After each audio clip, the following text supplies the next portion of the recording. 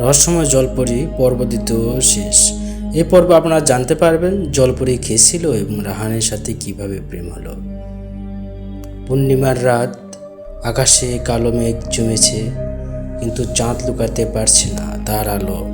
রাহান দাঁড়িয়ে আছে সেই একই তীরে যেখানে প্রথম সে জলপরির সাথে দেখা করেছিল। হঠাৎ সমুদ্রে ঢেউ অস্বাভাবিকভাবে পিছিয়ে গেল, যেন সমুদ্র নিজেই জায়গা করে দিচ্ছে। পানির মাঝখানে থেকে ধীরে ধীরে উঠে এলো জলপরি। আজ তার চোখের নীল আলোর আগের চিত্রীব্য। সে বলল, তুমি ফিরে এসেছো? তাহলে প্রস্তুত থেকো। ঠিক তখনই সমুদ্রের মাঝখানে বিশাল এক ঘূর্ণি তৈরি হলো। সেই ঘূর্ণির ভেতর থেকে ভেসে এলো গম্ভীর কণ্ঠ, মানুষ, তুমি সমুদ্রের নিয়ম ভাঙতে চাও? রাহান এবার ভয় পেল না। সে বলল, আমি সত্য জানতে চাই, সমুদ্রের লুকানো সেই সত্য। ঘূর্ণির ভেতর হঠাৎ দৃশ্য ভেসে উঠল জলপরীর অতীত। সে আসলেই গ্রামের মেয়ে ছিল। তার নাম ছিল নীলাঞ্জনা। সে একজন জেলের প্রেমে পড়েছিল।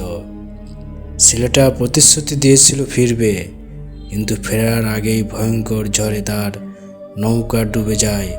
নীলাঞ্জনা সেই রাতে সমুদ্রের ধারে কাঁদতে কাঁদতে বলেছিল, ওকে ফিরিয়ে দাও, আমি আমার জীবন দেব।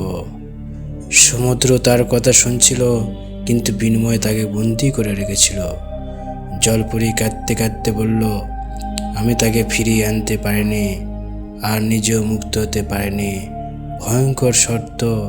সমুদ্রের কণ্ঠ আবার বলল, অভিশাপ ভাঙতে চাইলে তোমাকে সমুদ্রের গভীরে নেমে সত্যকে স্বীকার করতে হবে। রাহান জিজ্ঞেস করলো, কোন সত্য? কণ্ঠ গর্জে উঠল, যে ভালোবাসা মৃত্যুতে শেষ হয় না। হঠাৎ পানির ভিতর থেকে কালো রক্ষীরা উঠে এলো, তাদের চোখে লাল আগুনের মতো। জলপরি চিৎকার করে বলল, ওরা তোমাকে থামবে। গভীর যাত্রা। রাহান কোনো কথা না বলে সমুদ্রে ঝাঁপ দিল। চারদিকে ঠান্ডা অন্ধকার। সে নিচে নামতে লাগলো, আরো নিচে। হঠাৎ সে দেখতে পেল ডুবে যাওয়া সেই পুরানো নৌকা। তার ভিতরে আটকে আছে সেই জেলের কঙ্কাল। রাহান বুঝল, সে প্রতিশ্রুতি ভাঙেনি, সে ফিরতে পারেনি। রাহান চিৎকার করে বলল, সমুদ্র সত্যকে স্বীকার করো। হঠাৎ প্রচণ্ড আলো ছড়িয়ে পড়ল। অভিশাপ ভাঙ্গার মতো সমুদ্র কেঁপে উঠল। জলপরির শরীর থেকে নীল আলো বের হয়ে পানিতে মিশে গেল। তার লেজ ধীরে ধীরে মিলিয়ে গিয়ে মানুষের পায়ে পরিণত হলো। কালো রক্ষীরা ধোঁয়ার মতো মিলিয়ে গেল। ঘূর্ণি থেমে গেল, ঢেউ শান্ত হয়ে গেল। শেষ সকাল। ভোরের আলো ফুটেছে। গ্রামের মানুষ দেখল তীরে অজ্ঞান অবস্থায় পড়ে আছে রাহান। তার পাশে বসে আছে এক মেয়ে, ভেজা চুল, ক্লান্ত চোখ, কিন্তু আর কোনো অতিপ্রাকৃত আলো নেই। রাহান চোখ খুলল।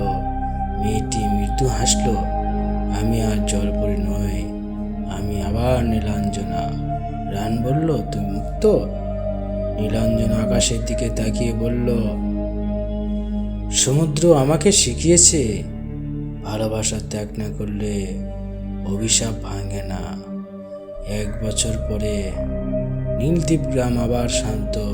সমুদ্র আর কাউকে ডাকে না। রাহান মাঝে মাঝে পূর্ণিমার রাতে তীরে বসে।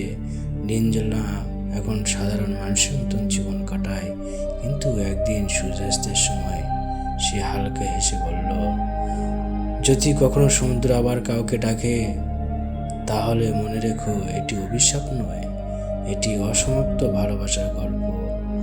সমুদ্র ঢেউ ধীরে ধীরে এসে আশ্রয় পড়ল। রহস্যময় জলপরি গল্প এখানে সমাপ্ত। আরও রহস্যময় গল্প শুনতে চ্যানেলটি সাবস্ক্রাইব করে পাশে থাকবেন। ধন্যবাদ।